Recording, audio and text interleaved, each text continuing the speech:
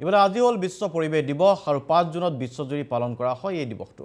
প্ৰাকৃতিক ভাৰসাম্য ৰক্ষাৰ বাবে সমগ্ৰ বিশ্বত পালন কৰা হয় পৰিৱেশ দিৱসৰ।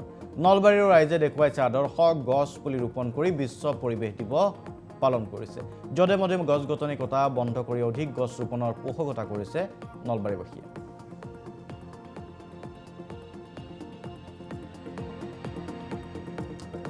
নলবাৰীলৈকে লৈ গৈছোঁ আমাৰ সতীৰ্থ চন্দন শৰ্মাৰ ওচৰলৈ।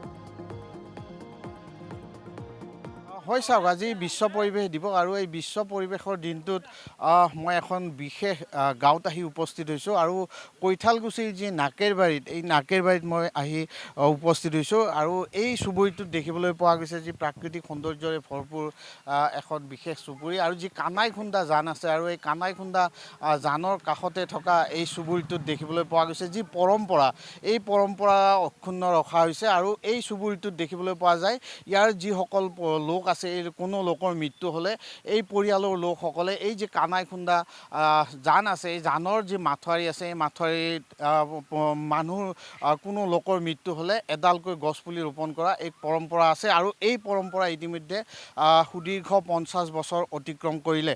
আৰু মোৰ লগত এই মুহূৰ্তত উপস্থিত আছে ইয়াৰ নাকেৰবাৰীৰ একাংশ লোক আছে, যিহেতু আজি বিশ্ব পৰিৱেশ দিৱস আৰু এই বিশ্ব পৰিৱেশ দিৱসৰ দিনটোত দেখিবলৈ পোৱা গৈছে প্ৰাকৃতিক সৌন্দৰ্যৰে ভৰপূৰ এটা অঞ্চল কৈঠালকুছিৰ নাকেৰবাৰী আৰু এই নাকেৰবাৰীৰ স্থানীয় লোকসকলে এই মুহূৰ্তত মোৰ লগত উপস্থিত আছে। আৰু প্ৰথমে আপোনাক সুধিছোঁ, যিহেতু আজি বিশ্ব পৰিৱেশ দিৱস, এই বিশ্ব পৰিৱেশ দিৱসৰ দিনটোত নাকেৰবাৰীত এটা বিশেষ পৰম্পৰা আছে। নাকেৰবাৰীৰ যিসকল লোক, কোনো লোকৰ মৃত্যু হ'লে আপোনালোকৰ পৰম্পৰা ৰক্ষা কৰি একোডালকৈ গছ পুলি ৰোপণ কৰা হয় আৰু যি প্ৰাকৃতিক পৰিৱেশটো আপোনালোকে সুন্দৰভাৱে ৰখা দেখিবলৈ পোৱা গৈছে, কি ক'ব? নমস্কাৰ। এই মানে প্ৰাকৃতিক পৰিৱেশটো ৰক্ষা কৰাৰ প্ৰথম উৎস আহিল আমাৰ এজন মানুহ মৰিলে যে এটা গছপুলি ৰুব লগা হয়, সেই প্ৰথম মানুহজন আছিল এজন বিহাৰী মানুহ।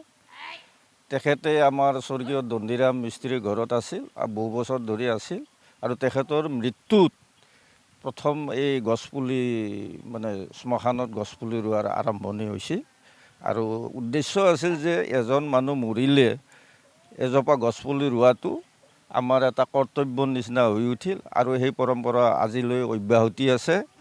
আৰু প্ৰাকৃতিক পৰিৱেশ ভাৰসাম্য ৰক্ষাৰ কাৰণে আমাৰ এই অঞ্চলৰ ৰাইজে একোটা গছপুলি ৰুৱে আৰু একোগছি মানে চাকি জ্বলায়। সন্ধিয়া পৰত ঘৰত পদূলিত একোগছি চাকি জ্বলায়। এইখিনিয়ে আৰম্ভণি। কিমান গছপুলি ৰুলে এতিয়ালৈকে? এতিয়ালৈ সিমান হিচাপ নাই। এতিয়া ৫০ বছৰ আগৰ পৰা যিখিনি মানুহ মৰিছে প্ৰত্যেকৰ নামত এজোপা গছপুলি ৰোৱা হয়।